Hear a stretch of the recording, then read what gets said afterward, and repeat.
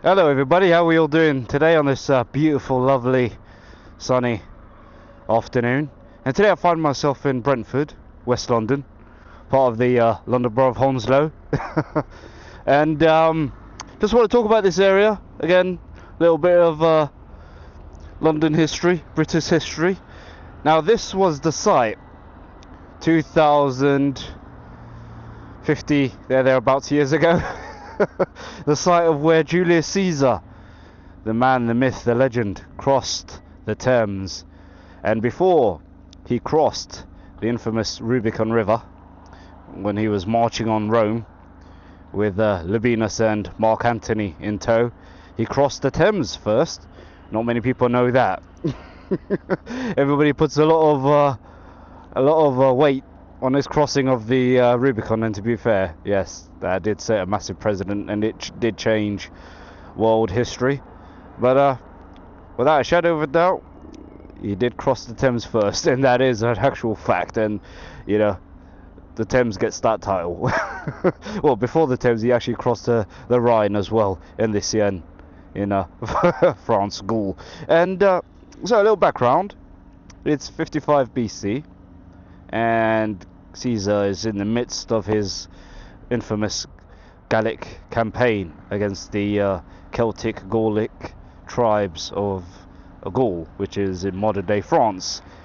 And during that campaign, he accused the Celts of Britain, the Britons, of aiding and abetting their Celtic kin over the Channel in Gaul against his campaign, against his war of conquest against the poor Gauls.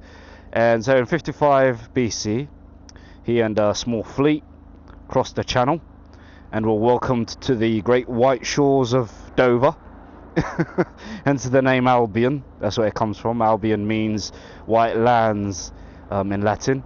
Hence the name. White lands, white cliffs of Dover. And on top of those white cliffs were pretty,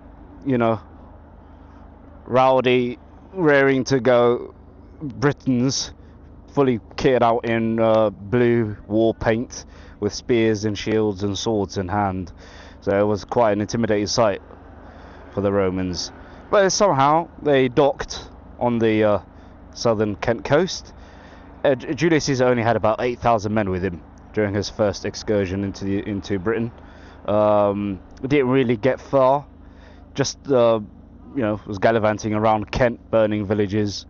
Didn't really have enough men to go much further inland.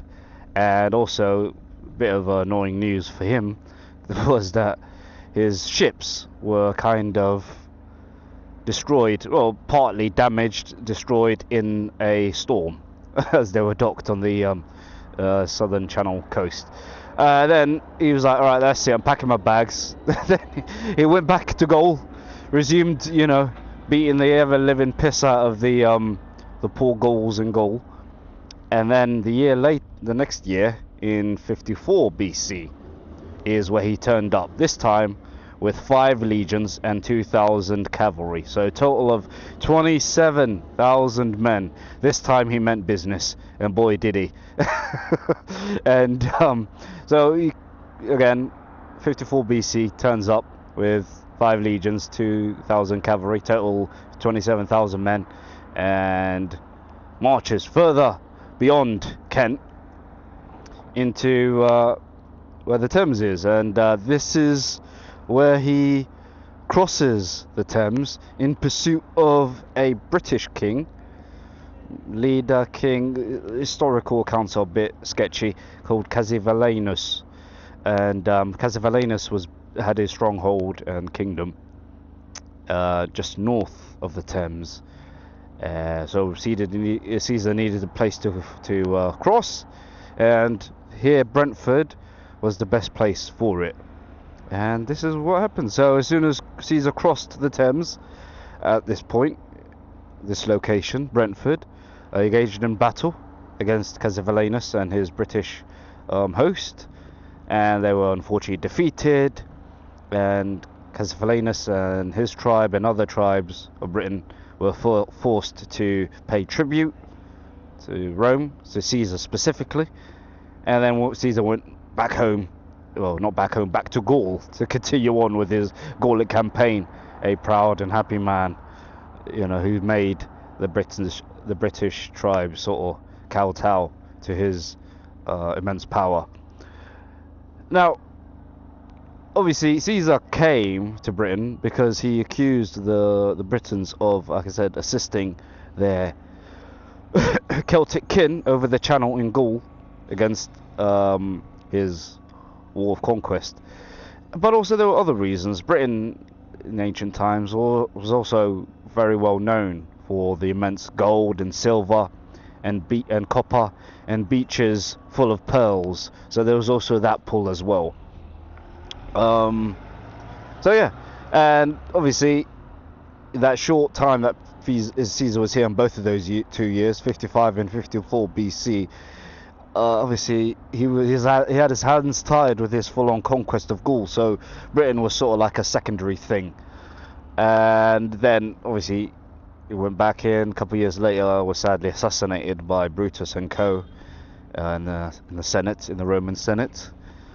And that was that. And then it was near enough 100 years later, in 46, maybe 47 AD, under the reign of Emperor Claudius, that the Romans officially conquered and took over and added Britain to the Roman Empire. And yeah, another fascinating thing about Brentford is this was the site, a very famous site, of a very famous battle between two very famous kings of British history. Around early 11th century to early 1000s, Canute the Great's invasion of Britain. He was a Viking, the king of Denmark and Norway at the time. He invaded Britain. I think he invaded starting off in the north of England, Northumbria, the northeast, and then made his way down south to meet the King of England, Edmund Ironside, who was a descendant of the great Alfred the Great of King of Wessex, who also similarly defeated the Vikings about 200 years prior, in the 800s, the 9th century. And that on the battle against Canute and Edward Ironside ended in a victory for the Anglo-Saxons. But the victory was rather short-lived, because a short time later Canute the Great came back, this time with more resolve and much, even more angry, and this time officially defeated the Anglo-Saxons and became the King of England as well. And he formed the North Sea Empire, which for the first time in world history, England, Norway and Denmark all became one country, known as the North Sea Empire, which was very short-lived. Ended in the mid 1000s, mid 11th century. So yeah, that's the history of Brentford. It's it's a small little place you wouldn't think plays such a big role in British history, but it actually has. Yes, and the football team's not half bad. Brentford Football Club, performing decently since they came up into the Premier League back in 2022, was it? The first game they played was against Arsenal, that's my lot, and absolutely hammered us at their ground. 2-0 I think we lost on a Friday night back in August 2022. And I remember the strike at the time for Brentford, Ivan Toney, taking the absolute mickey of Arsenal by saying a good old kickabout with the boys, he tweeted. So that's that. And this is Brentford. This is the old county court. I don't know if they're still seeing cases here. I doubt it. Yeah, it looks like it's seen better days, but oh well. So that's Brentford. That's me. Hope you've enjoyed this bit of London British history. Alright. Oh, one other thing. How do they know that this is where Caesar crossed? Well, Caesar's accounts was that he crossed here and there was a fortification here, and that fortification had very sharp spikes. And then in the 1900s, 20th century, they've discovered these sharp spikes just along the river. Literally, the river's just there, and that's what they used for the basis of Caesar's crossing, to, you know, go and meet Cassivellaunus in battle.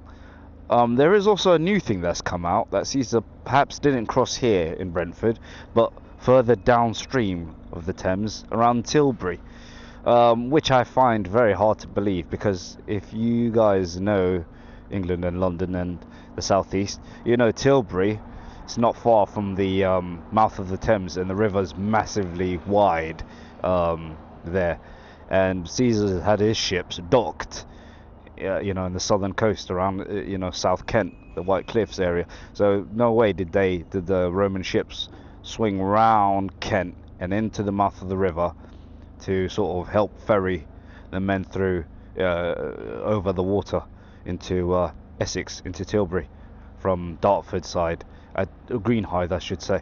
It doesn't seem plausible to me, because the river it massively widens sort of around Tilbury way, whereas here the river's somewhat quite thinner to cross. One could easily cross with a couple of you know, with a bridge or two, or maybe some quick, you know, boats you build. You know, Romans could build boats just like that. I suppose they could have done it in Tilbury, but I don't think so. So yeah, that's that. Alright, so I hope you guys have enjoyed that, and I'll catch you on the next one. Bye bye.